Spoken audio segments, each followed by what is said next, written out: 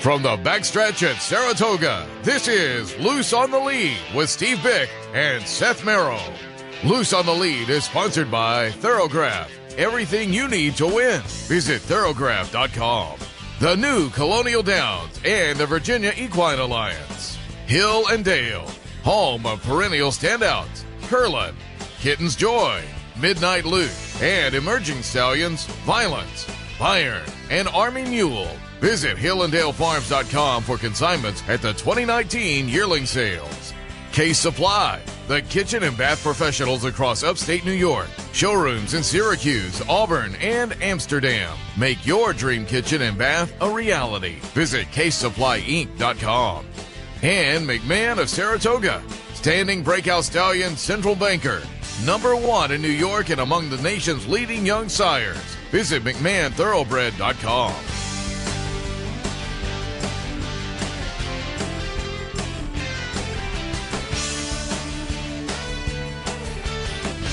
Good morning. Welcome to Loose on the Lead on this Sunday morning, live from Saratoga. Seth Merrow and Steve Bick. Steve, good morning. Back in town from Monmouth. Good morning. Absolutely. Yeah, we didn't have a helicopter, so... Radio show, well, you went down on Wednesday for the radio show? Or Thursday? Went down Wednesday, broadcast Thursday and Friday, and of course yesterday. I don't know what to say. They're a tough spot. I mean, it was just... No, I don't know. But it is a tough spot. No matter what decision you make, it's their big day, and it's hard to shift it around, and you have national TV. I don't know, I don't know what the optimum decision would have been. Move it to Sunday? I don't know. The problem was that with the heat, you were going to have... I say move it to Sunday. They canceled today. They ended up canceling for today, as much because their employees and so late forth night, were there literally from 6 a.m. until 10 p.m. I had Dennis Drazen on Friday, Seth, and I could feel like there was real uncertainty about how to handle this. He mentioned that we have the option of running the card later. Well, it wasn't all that much cooler later. That was not going to be a perfect solution by any means. There are lights, right? They couldn't run the entire card. No, that wasn't going to happen either.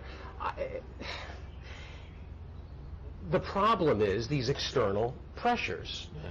You also had state officials that interjected themselves into this, as they delayed the start of the card, they delayed the first two races, then they said you need to take the middle portion of the day.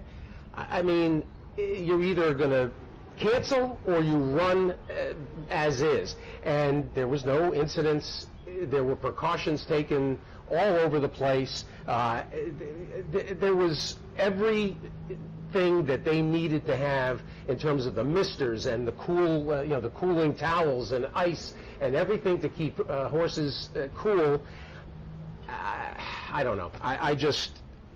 This was actually the worst possible outcome. I mean, in terms of negativity and in terms of people going away dissatisfied, not to mention the connections that were involved on the card that expected to run. What about the patrons that paid to get in and then left? We should also say, for people who aren't aware, what happened was they ran the first two races, then cancel/postponed. All the stakes races were then moved to 6 o'clock. All the non-stakes races after race 2 were canceled. Yeah, and nice that they got the stakes in, and certainly the stakes everything turned out terrific in the stakes. Although there were several horses that ended up scratching, and they're given that leeway anyway because they're in stakes races. But there were also horsemen, that just for different reasons, like Jovia. People that were wondered why Jovia didn't run. Jovia actually had a little bit of a tender foot, and so Greg Sacco said, "You know what? We're not running." This was a difficult scenario, and I felt bad for everybody down there. It's such a great place, and I love going to Monmouth. It was the first racetrack that I could attend on a regular basis. You've never been to Monmouth? I've never been. I got to get down there because I will also mention, and we'll lead into your paperwork here. They have a great series of contests down there. If people look for contests, well, Brian they Skirka get does out. a fabulous job. That's everybody. one of the top. When we were in Vegas, a lot of people were touting the Monmouth contest. Well, I'm not giving you the Haskell hat now because you've never been to Monmouth. So why should? I'm kidding. I wouldn't do that. I got to see if Gene Kirshner predicted the turquoise color when he does the racing Crescent at the end of every year. Oh, yeah? And he always the predicts, color of he the always next predicts the hat as that's one of his crystal ball predictions. It's not based on the winning colors of the horse the year before, maybe? Oh, well, that would make the crystal ball very easy then. I don't think it is. I don't think. Let's talk about the Haskell, and let's. Well, actually, we're jumping right in because of the immediate things. Let me tell you what's coming up. Nick Zito is going to join us, and obviously we'll talk about Marylou, Whitney, and the way the word spread on Friday, and the outpouring of affection, rightly so, for. I'll mention, because you weren't here, it was really nice to see the fans react as they did.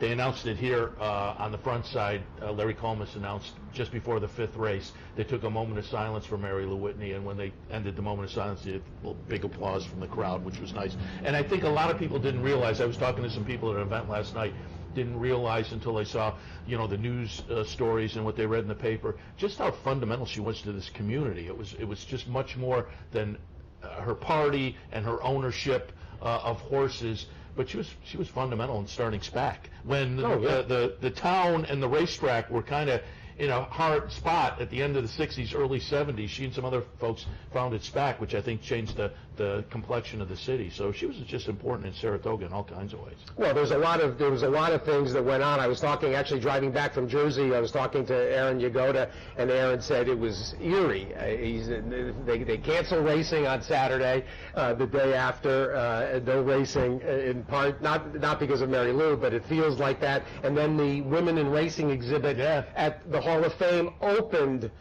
yesterday as well, and Marylou, her importance can't be underestimated. And I know everybody was tweeting things, and I put up a picture. In fact, we'll show the picture that I took a couple of years ago of her being shown the blanket. Her presence will not diminish. She's one of those people that you just always expected to be around. I'm sure when Nick joins us, he'll echo that sentiment, and a lot of people, I think, felt that she was just always going to be there, and she always will.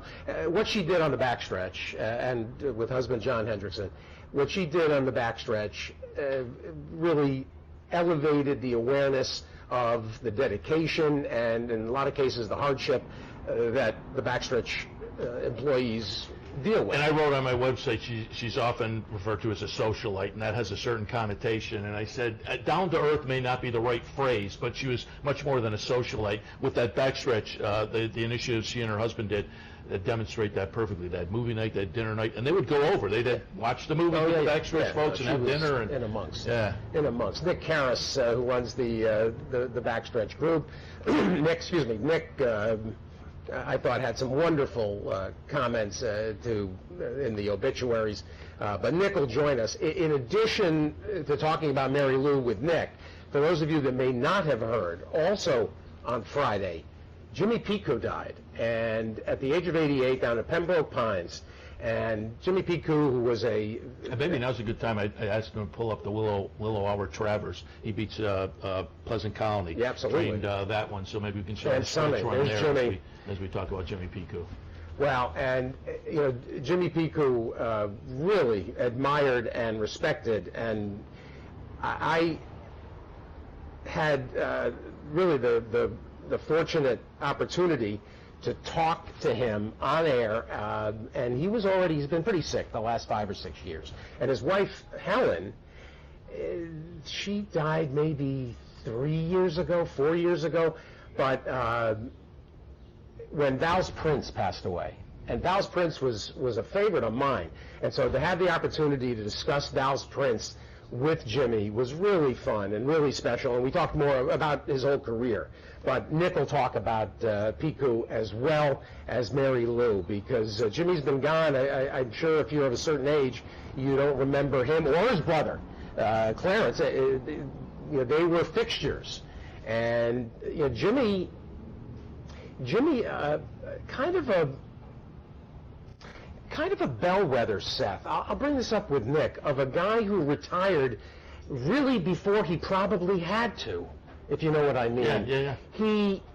When Fred Hooper passed away, Fred Hooper was his big client, and when Hooper passed, it became difficult for him to attract owners, and he was not a guy that was out there hustling owners, and it sort of hastened his departure from the game, and it's sad in that regard, because he didn't necessarily have to. I mean, he must have retired in 2000. I think I read 2004. There you go. 2004, 2005. So Nick will also talk about Jimmy Picou, and here is Willow Hour at a big price on the inside. Pleasant Colony. Hooking up. Yeah, it's holding off Pleasant Colony in the Travers. The 1981 Travers. Yes, 81 is right. Willow Hour, Pleasant Colony. I believe Eddie Maple was on. Eddie Maple absolutely was on board, and Maple.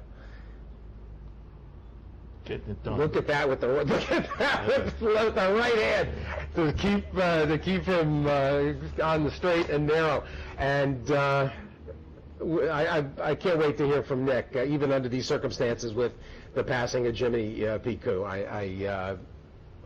He's one of those people that when I started playing in the 80s, he Scotty Schulhofer. Yeah. These were names. It's so funny because before I started to really understand and know the ins and outs, I didn't realize that Flint Schulhofer and Scotty Schulhofer were the same people. I thought maybe they were brothers. I would hear Scotty Schulhofer referred to, and then in the PPs I would see Flint, and I didn't really know enough at the time. Lucky enough to sit with him at one of Mary Ryan and Bill Hirsch's winter dinners down in Florida, and so he and Picou and people like that were trainers that I really, when you're first learning the PPs and had respect for certain names that as you were understanding trainer angles and who was good. Karen Johnson's dad was one well, of those PG, guys. Absolutely. Del Carroll, Yeah. another favorite. You know what we can do, Seth? Nick is here, and so rather than vamp and go through the Haskell stuff, we'll have Nick join us, and we'll continue this conversation. We'll get him mic'd up, and he can also share his thoughts on some of those outcomes on Picou. And right, Nick, how's that sound? That's good. All right, let's take a break. We're just getting going. We got an abbreviated show today, so we'll spend the next 25 minutes till 10:45 with Nick Zito, who's actually got a couple of horses too to talk about. But Marylou, Whitney, Jimmy Picou, and Haskell and more with Nick Zito. When we come back, Loose on the Lead.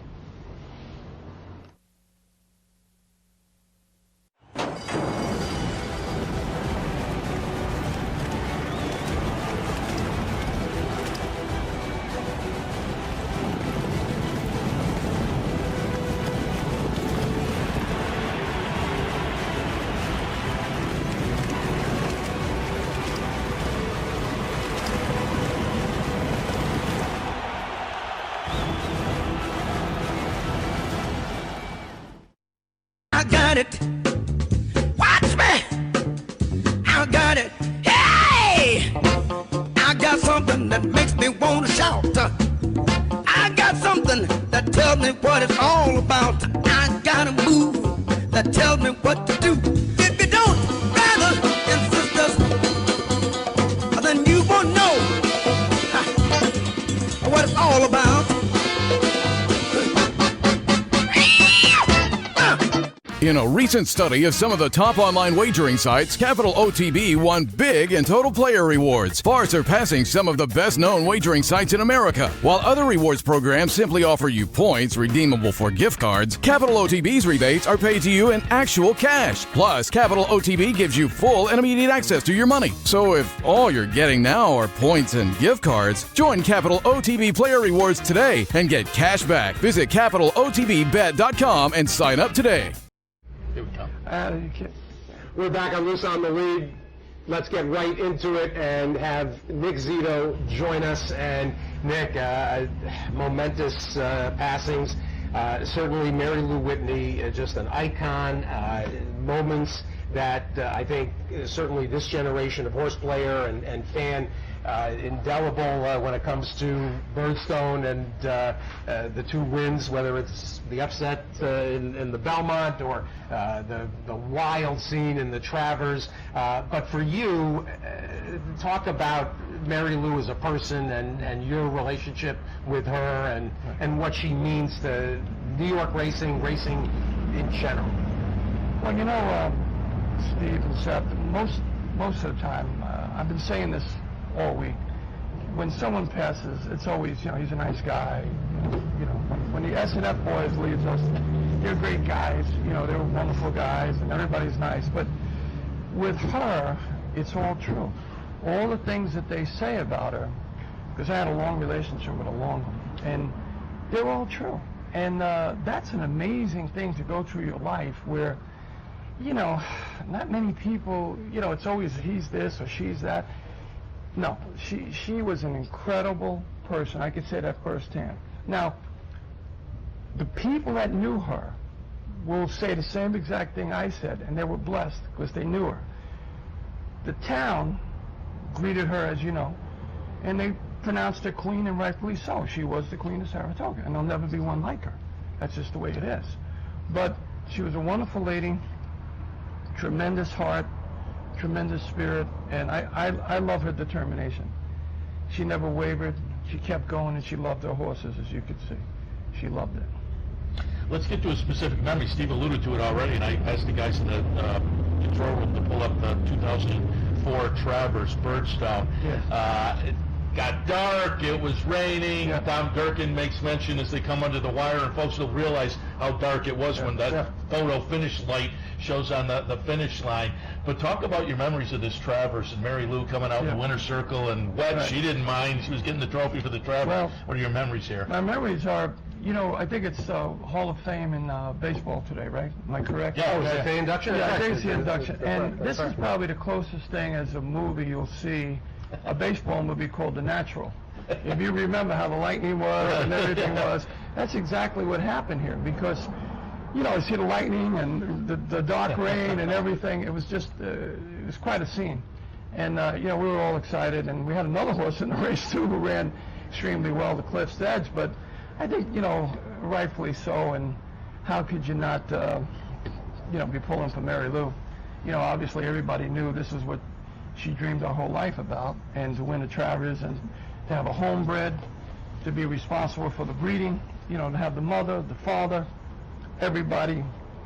Was just an incredible, you know, thing for her to do. And talk a little bit about the Belmont Stakes win with this horse, because you don't see too often kind of the sportsmanship she showed. You know, everybody wants to win a classic, and I'm sure you and the whole team were thrilled, but she recognized it was, you put the kibosh on a Triple Crown that folks had waited a long time for, and so she kind of took the time to recognize that as well. Absolutely. That's well said, because she really felt apologetic. I wasn't as bad because I had 5 seconds going into 5 seconds in the Belmont. So going in there, but I had said, you know, I said I'm sorry, Marylou, because I think your can or beer, whatever they thrown, they were so mad to people. I said the good thing was mine was empty, you know, because I was from New York.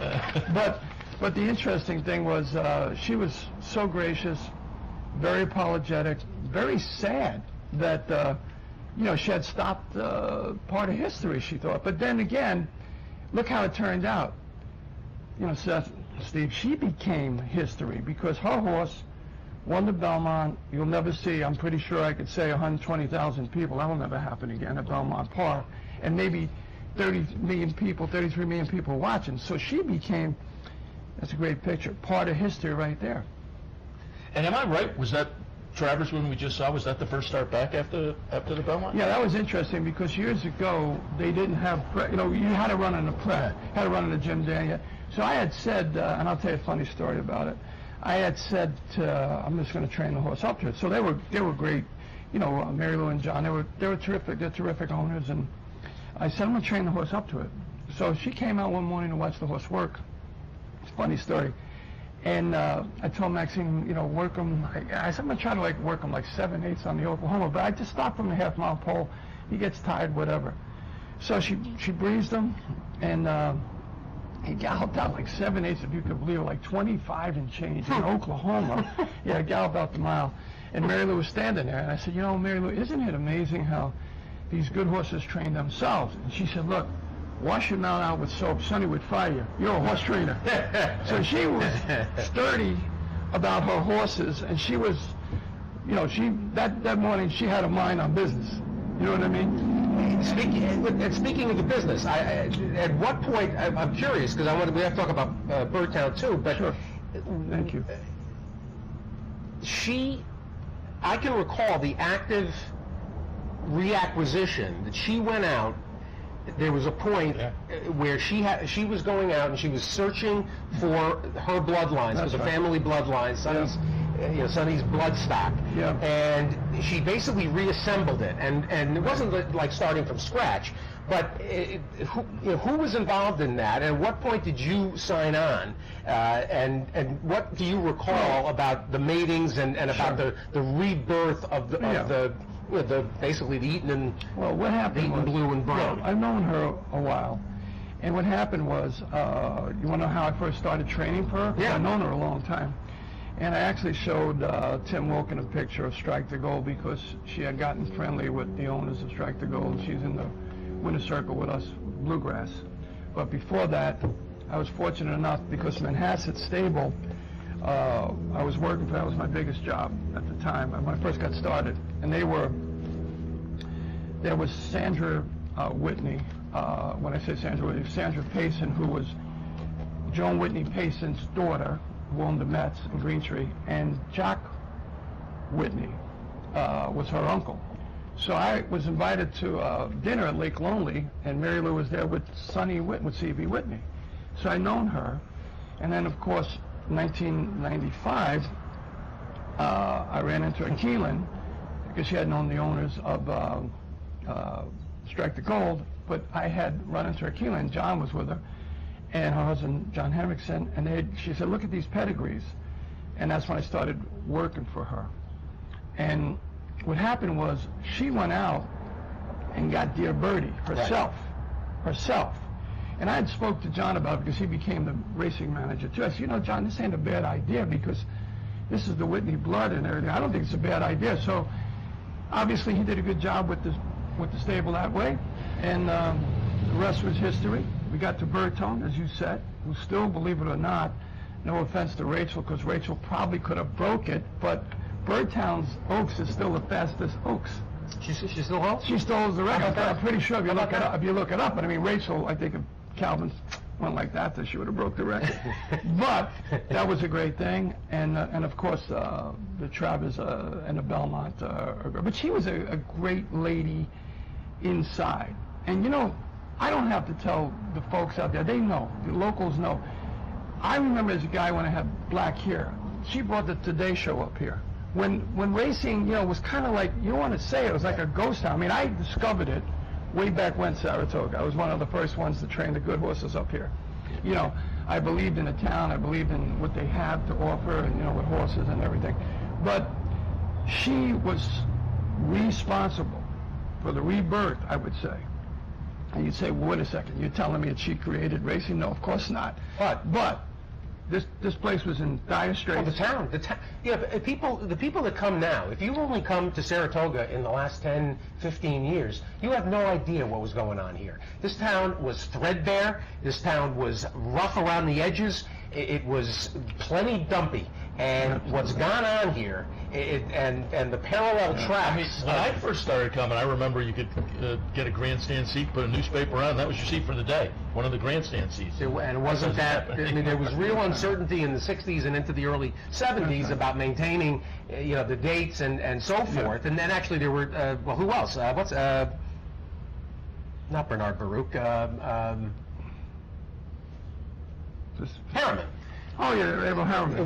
Who basically, you know, guaranteed that things were going to, you know, be maintained here. But then Marylou added renovation projects. Oh, yeah, absolutely. It really helped initiate what has become this But think about this. rebirth. Think about this. How many times have you seen her with a celebrity, not just a movie star or whatever, or socialites or movie stars? How about dignitaries? Yeah. And then, the best part, the best compliment I could give her, she related to Mom and Pop.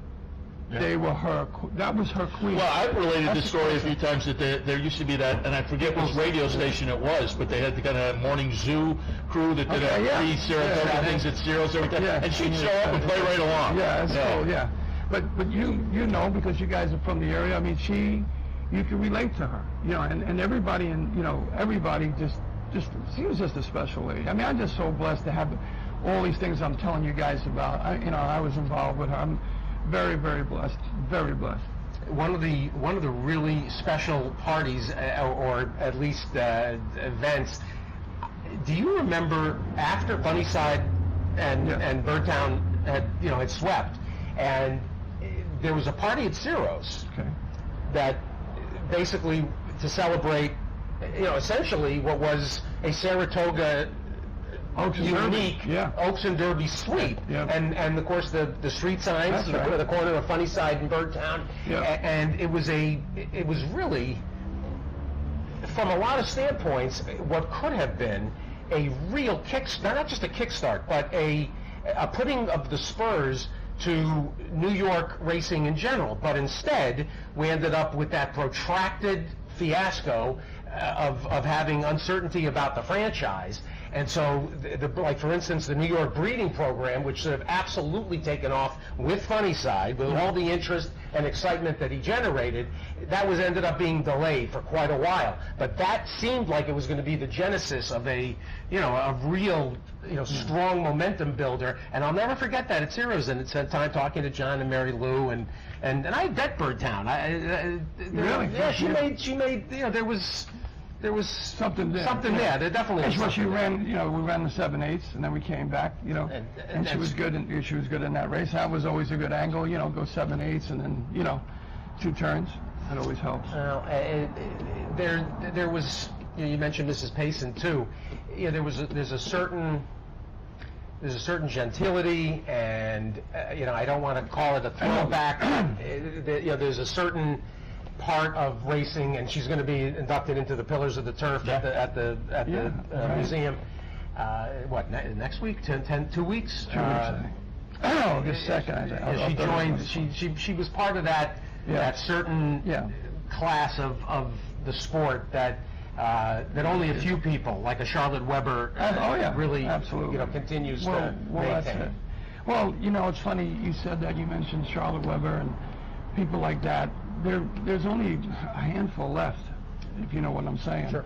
And I don't mean anything disrespectful with partnerships. Obviously, you need that. That's what keeps the game going. But I'm spoiled, I guess.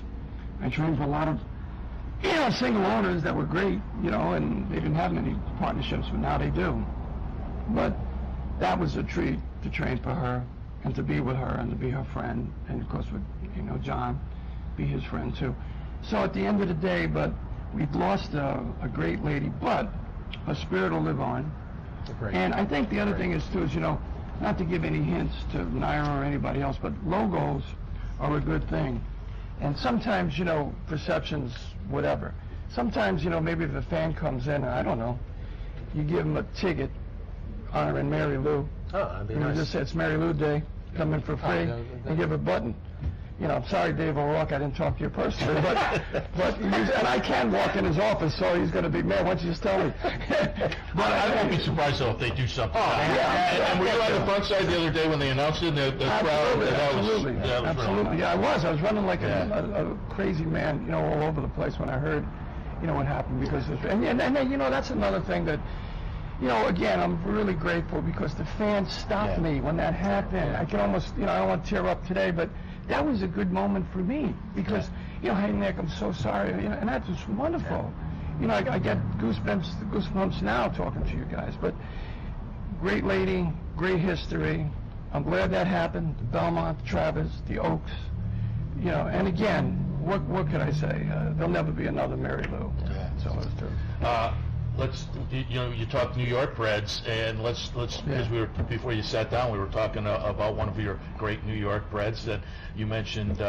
Suffolk Downs closed. You were up there for the last weekend of Suffolk, and you were there for the last MASCAP winning commentator. Sure. Yeah. And while we were talking, I pulled up the stats because I knew I wasn't sure how many, but he won 2 editions of the Whitney up here. Yeah, well, not only that. A little bit about that place. Well, let me tell you something about that. The last one, you say, what do you mean the last one?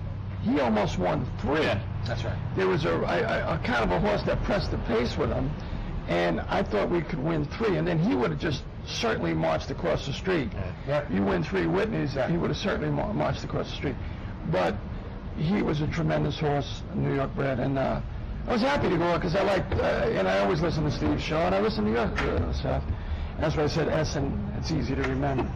You know, you guys got 2 initials that I bet you don't realize. Secretarian, Seattle Slew, Spectacular Bid.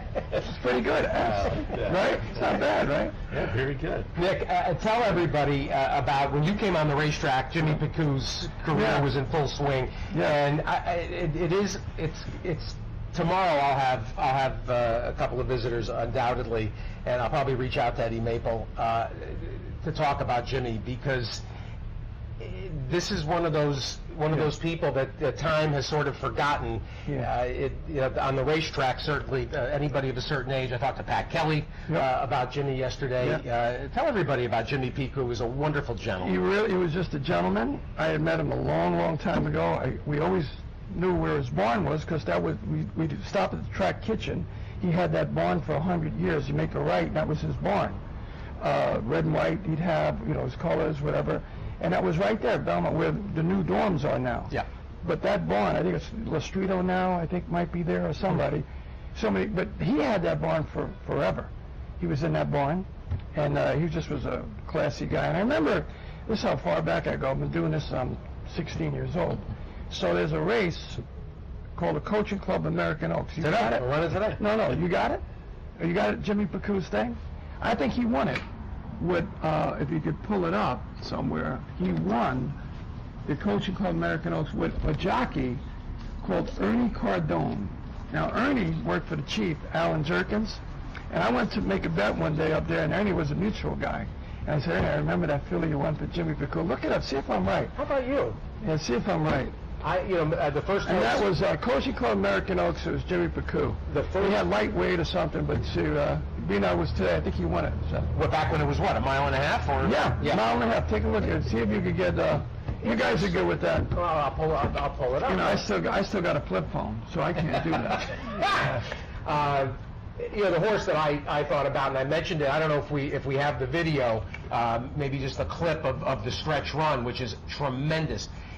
He sent Val's Prince to Hong Kong. Okay. One of the first horses that went, I think, at the time, around that time, and it won the Hong Kong International with Cash Asmussen. And here you go. Watch for the purple, in the purple jacket. You can see him here, and where is he? This is some grainy picture. He's going to emerge right here with it's sort of a, there it is, right there, with the, is it like the nose band that, I guess it's almost like a nose band. In the purple jacket, with that cash with the European style arm movement. And he's just going to win. Wow. There you go, by a nose. And Val's Prince was tremendous. And I just remember, there's certain turf horses that that sort of grabbed me at the time. Dunk with a wad. Oh, right. From that era. But Val's Prince was a tremendous, and did his best running for Jimmy, even though he got passed around a lot in his career. Tom Amos had him for 3 starts, which shocked me. I didn't have any recollection of Amos owning him or training him. And you brought out a good point about Fred W. Hooper, because he worked for him for a number of years. From the start of his own training career. But 1967, Quillo Queen. How you like that? How about that? There you go. How's that? Huh? You think I've been still 16 years old? I've been doing this. Every single I have to day. admit, the jockey was before my time. Ernest Cardone. I said it. Ernie Cardone. He was a mutual man. Working at the mutual. Working the mutual. I went to make a bet. I said, Ernie, I remember when you won that mile and a half. He smiled from ear to ear. And now the chief used to use him because he was a lightweight jockey. He did like 107. Well, the chief did that all the time. Yeah. The chief did that with all kinds of female riders, right? Yeah, he did that. Chief, we love How you like that from memory, huh? Not so bad. Pretty good, huh? Not so bad at all. But well, Jimmy was a good guy. I liked guy, him. He was a good classy guy. man, very classy guy, and we need more people like that in our business. We want to watch the Haskell, but you appreciated that point I made, that when not everybody is cut out to go hustling owners. No. And here's a guy. Here, how about me? I'm guilty as charged. I should be able to do better, get the order. I don't think people would mind, but it's hard. When you come from the school that we come from, it's hard to go out and, but look, your record is what your record is, like Parcells says. It's okay. If I had a few slow years, I got a little 2-year-old for my good man, Toby Keith. I got a couple, he and Lyndon and the boys. If I get lucky there, I'll be back. Guy you met, Mr. Kelly, Yep. give me a few horses Yep. like you mentioned on your radio show the other day. Well, they All you need is a little break. this. Seth? All you need is a little break. Because I didn't forget how to train. No, exactly. Well, look at, I'll tell you the most interesting story on this. Stanley Huff. There you go. Stanley Huff, who Right. was, I think was getting frustrated, and, Right. he also, the wife was sick too. Yes, but he then does this bloodstock work for Sagamore, and he didn't want to step away when the opportunity arose to train the horses that he Same picked guy. out. There you go. And look Same at what guy. Stanley's doing. Tremendous. He's doing great now. And he's the same guy that... Exactly. But I tell all my young guys that work for me, I had a lot of assistants. Chad's got a bunch of assistants that work for me. And I tell them all, it's the opportunity. You got to get that opportunity. And that's what I tell the young kids that are working for me now. Look, if you don't get the opportunity, there's so many great horsemen out there. But if they don't get the opportunity, what good is it? There's no doubt. And I mean, and you look at, this is to me, it's always a fascinating discussion. And I love having these conversations on the radio. We got only a couple of minutes. I want to get a couple of things in real quick. And we could show the Haskell, and I want to get your opinion. We'll pick it up on the far turn, but I want to alert people to watch on the far turn. There is what the stewards looked at. King for a Day is on the inside. Maximum Security just is outside. Mucho Gusto comes up outside of them. And King for a Day checks pretty significantly here on the far turn. Stewards Look made no decision, and we'll then watch the stretch run. Maximum. Well, they made a decision. There was a decision. The decision was no call. No change. No change. I could tell you. I got to say. Well, go ahead. Your thoughts. Well, let me tell you what I thought. Okay, I thought Louis. Now Johnny, obviously, he was trying to stay in there. But if you look at the Monmouth turns, I know this sounds a little strange to your viewers, but that's a significant sharp turn around that turn. You don't really have much room to begin with. So Louis kind of, if you guys could rewind that again, but you'll see in the middle, he actually stayed his course. However, there wasn't that much. Johnny was trying to put the horse in there, but the turn itself kind of stopped the horse. He didn't have much room there. Yeah.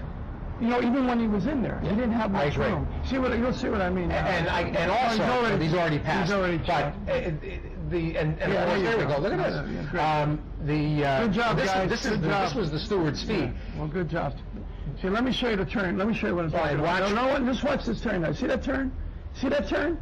See what I mean? There's a little indentation there. It's not. There's like a little bit of a crevice there. You can see it.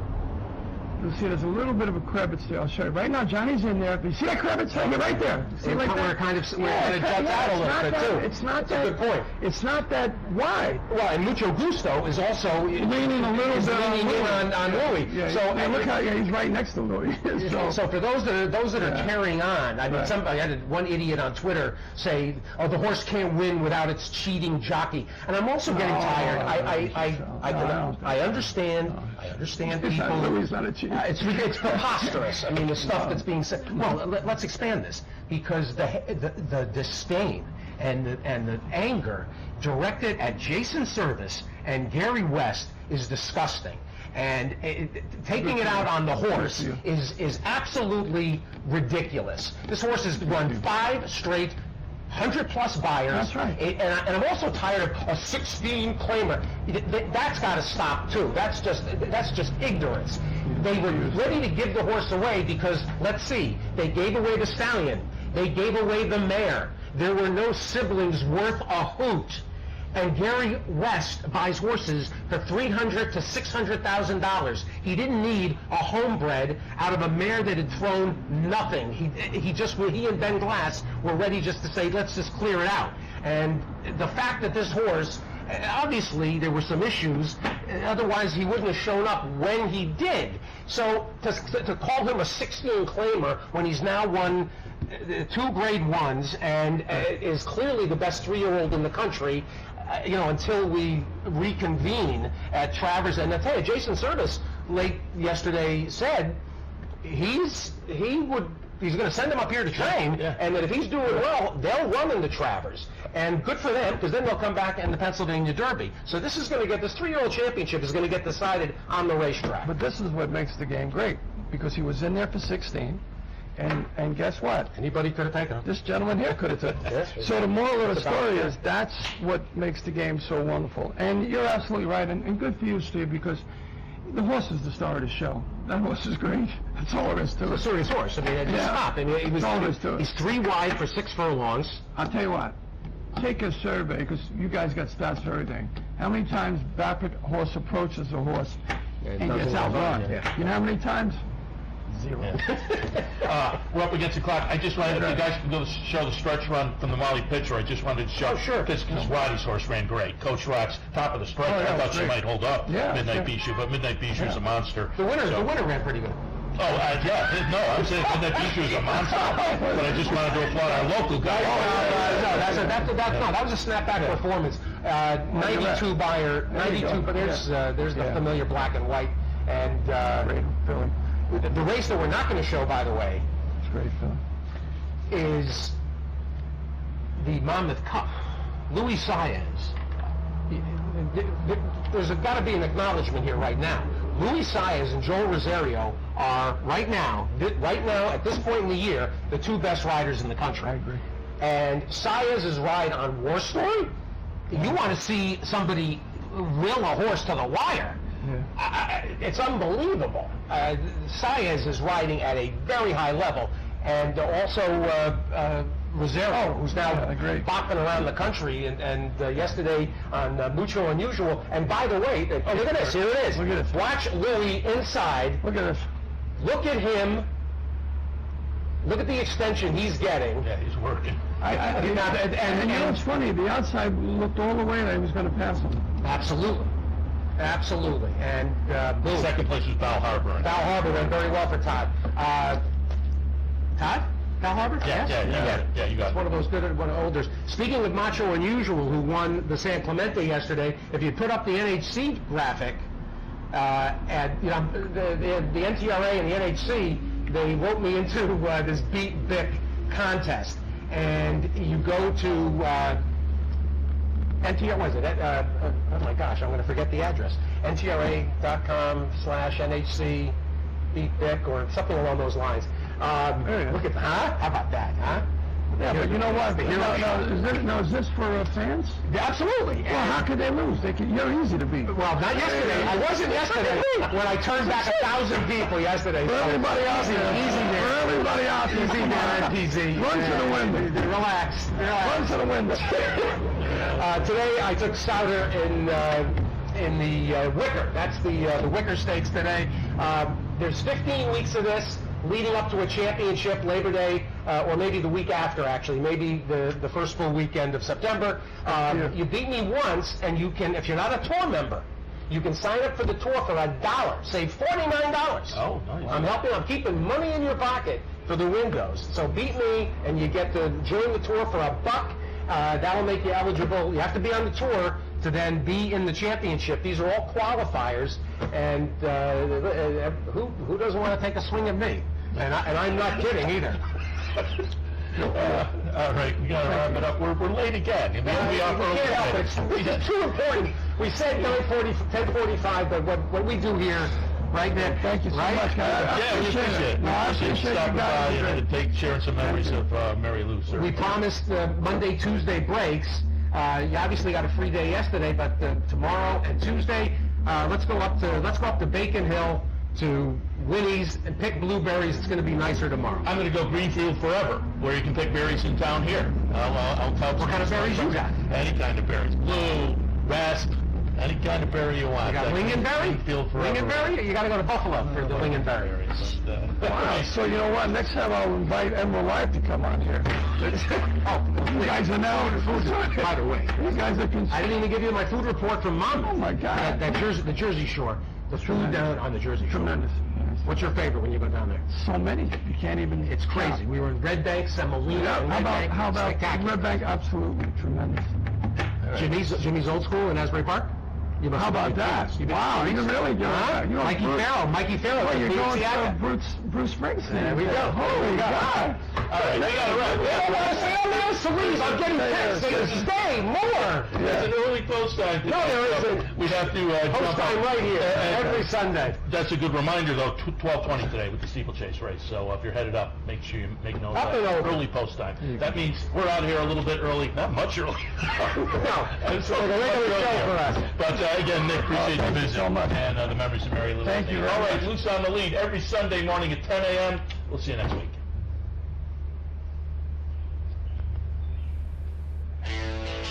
From the backstretch at Saratoga, this is Loose on the Lead with Steve Bick and Seth Merrow. Loose on the Lead is sponsored by Thoroughgraph. Everything you need to win. Visit thoroughgraph.com. The new Colonial Downs and the Virginia Equine Alliance. Hill and Dale, home of perennial standouts, Curlin, Kitten's Joy, Midnight Loot, and emerging stallions, Violence, Bayern, and Army Mule. Visit hillanddalefarms.com for consignments at the 2019 yearling sales. Case Supply, the kitchen and bath professionals across upstate New York. Showrooms in Syracuse, Auburn, and Amsterdam. Make your dream kitchen and bath a reality. Visit CaseSupplyInc.com. And McMahon of Saratoga, standing breakout stallion Central Banker. #1 in New York and among the nation's leading young sires. Visit McMahonThoroughbred.com.